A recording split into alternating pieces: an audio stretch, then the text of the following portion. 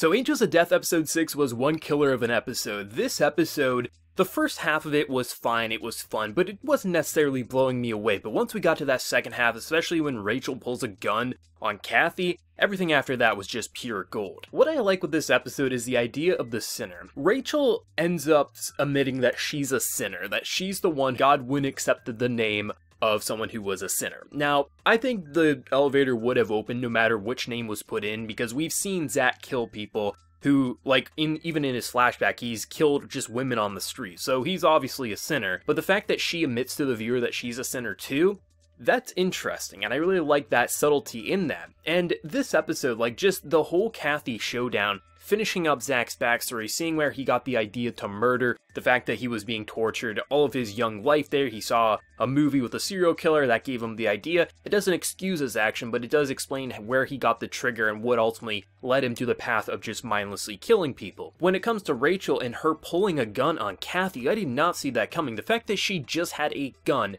covered in a handkerchief in her pouch this entire time, this raises so many questions, but it raises even more because when she was kind of having that psychotic breakdown, there was a bunch of flashes, and in one of the panels we saw Rachel in the corner there with, it looked like a woman with a knife about to stab. So I would assume her mother or her father killed the other, and then did she end up killing the other one with that gun she had? Did she steal the gun from her parents? Is she not actually there for counseling? Is she actually a criminal and she's with other criminals because she killed one of her parents? I don't know, but this raises so many questions, and I love that. But I love it even more, the fact that she does shoot Kathy and then Zach comes in and just slices her up. That was just like, the way they built up in that moment, it was just so perfectly executed. But I love how, even though it was fun to watch, what really sold it was the character relationship between the two, because Zach is fighting with all his strength to not get killed, and then Rachel is saying, like, we're not tools, we're not going to give her what she wants, I'm not going to kill you, you're not going to kill me. But Zach gets brutally hurt in this episode, especially when we see after the credits there, the fact that he's bleeding out, he's passed out. I'm curious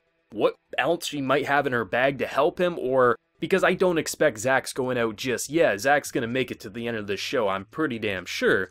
But how he's going to overcome such a severe injury, that's going to be exciting. But I do like how the episode functioned, how it built up. For an episode that I thought was just going to be okay and I could skip the review this week, it turned into something that was just one of the best episodes in the series for sure. I loved Kathy's arc overall. It did have some hiccups here or there, but as a whole, it was such an engaging arc with some very interesting escape rooms, and Kathy herself is such a sick and twisted individual that made Zach seem like an angel in comparison, in my honest opinion. My only gripe with this episode is, there's been a lot of people debate whether or not Zach's Japanese voice actor does a good job for the more psychotic scenes, and overall I find him to be acceptable in those scenes. In his more normal talking scenes, those are always fun to listen to, but when he does go a bit more psychotic with his laughing, it can feel a little too overboard. In this episode in particular, when he was more laughing and kind of being psycho, it really didn't do much for me. I felt like it was a little too overboard for even my liking, and I'm typically okay with his psychotic laughter. But with that said, I still had an insanely fun time with this episode, and you know, I thought Zach's stuff was going to be the most interesting, especially kicking it off, finishing up his backstory, at least finishing up part of his backstory, and then just seeing all the Kathy stuff. But when Rachel pulled that gun, holy hell, this raises so many questions, and I don't think she was just there for counseling. I think she might have killed someone herself, and that's why Kathy called her a failed criminal, and I'm so excited to see where it's going to go, especially with the next floor here. Kathy was such an incredible villain here. I'm excited to see if they can one-up themselves,